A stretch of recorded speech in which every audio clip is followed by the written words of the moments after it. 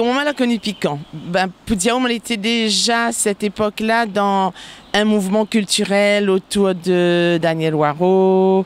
C'était la période, on était en, comment dire ça, on était en recherche, on était en questionnement, et donc tout ce mouvement culturel que l'arrivée avec 81, tout ça, donc tout de suite, on était branché. On était déjà dans le Maloya avec la troupe flamboyant, on suivait Azote, on était en contact avec Dédé Lansor. Donc piquant est venu naturellement avec toute mon bande d'aloncle, il était déjà autour de moi-même, quoi.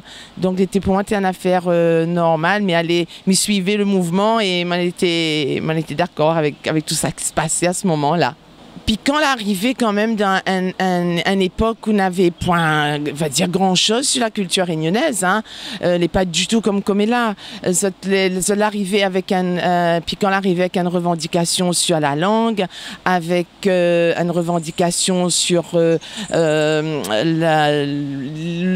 mode économique, sur la politique, la Réunion, c'était pas seulement la culture en fait, hein. Il a englobé plus que ça, c'était plus large, hein. Nous nous sentions à nous à cette époque-là, disons le Réunionnais, il était plutôt mis à l'écart, ce que lui pensait, que ce soit dans la politique, dans la musique, dans tout ça, lui était pas écouté, quoi. Donc Piquant l'a porté beaucoup à cette époque-là, Piquant la réveille quand même toute une conscience culturelle que n'avait point jusqu'à présent, hein. Moi, c'est comme ça qu'on l'avait évalué, c'est comme ça qu'on l'a ressenti. Et c'est comme ça que m'en est venu aussi et que m'en a participé au mouvement Piquant, quoi. Quand Piquant l'a démarré, bon, m'en était proche, elle n'a pas eu un rôle, disons, dans le bureau ou des choses comme ça, mais bon, là par exemple, là, normalement, comme il pouvait faire, quelle contribution il pouvait apporter, du coup, on me disait, pourquoi pas faire connaître l'histoire de la Réunion. Et à travers une émission, nous faisait ça tous les semaines dans ma mémoire, hein. Et puis ça qui était bien, c'est que la rapprochement aussi de mon papa, que lui aussi il était militant culturel, que vous connaissez, m'avait déjà une éducation là-dedans, on va dire. Donc mon papa est venu avec moi, nous préparer l'émission, nous étions un peu, comment dire ça, en complicité pour préparer cette émission-là en créole et nous diffuser à lui sur la radio, nous partait. C'était une affaire aussi en même temps une espèce de solidarité entre notre deux, donc ça aussi m'en a bien aimé. Il n'est pas si vieux que ça, mais ma mémoire des fois là, il défaille un peu. Pour moi, il était toute une ambiance, hein. C'était un mouvement, c'était un entourage parental, comme il dit en créole.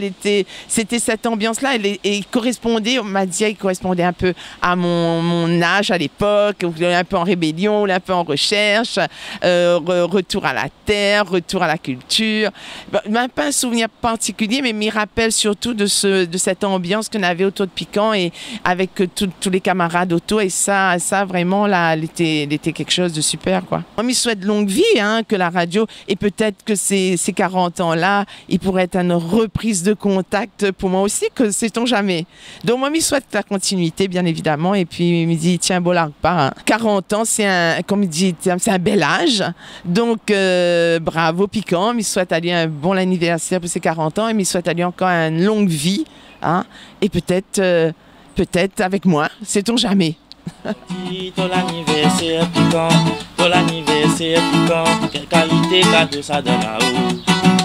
Azodi, ton anniversaire Piquant, ton anniversaire Piquant, quelle qualité cadeau ça donne à vous. Azodi, ton anniversaire Piquant, ton anniversaire Piquant, quelle qualité cadeau ça donne à vous. Azodi, ton anniversaire Piquant, ton anniversaire Piquant, quelle qualité cadeau ça donne à vous.